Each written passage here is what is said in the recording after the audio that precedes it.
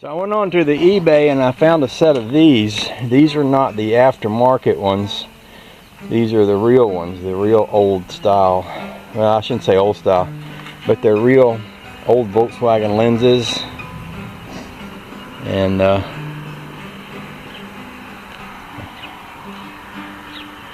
might not be right about that. I'm looking underneath there and I see a stamp that says Bell, I think, or something. So maybe they are aftermarket, but they seem to be pretty good quality.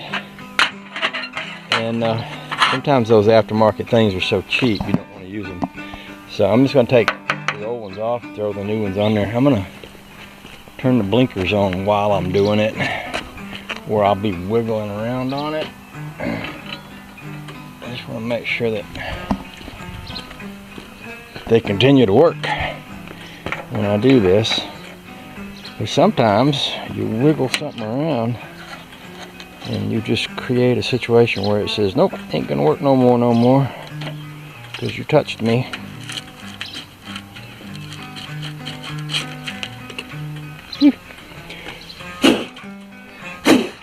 Mercy sakes.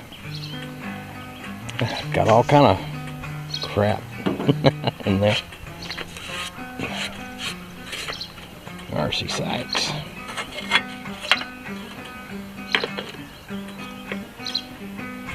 Oh. You tell me you're not going to fit, huh? You're going to be a different type. Somebody sold me those and said they was the right ones, but they're not. That's not going to be good.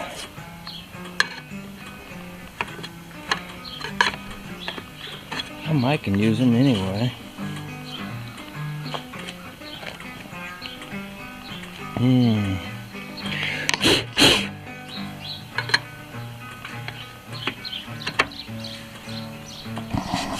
Put the camera down. Well, the new ones did not quite fit, but I doctored them up a little bit with my grinder and kind of made them fit.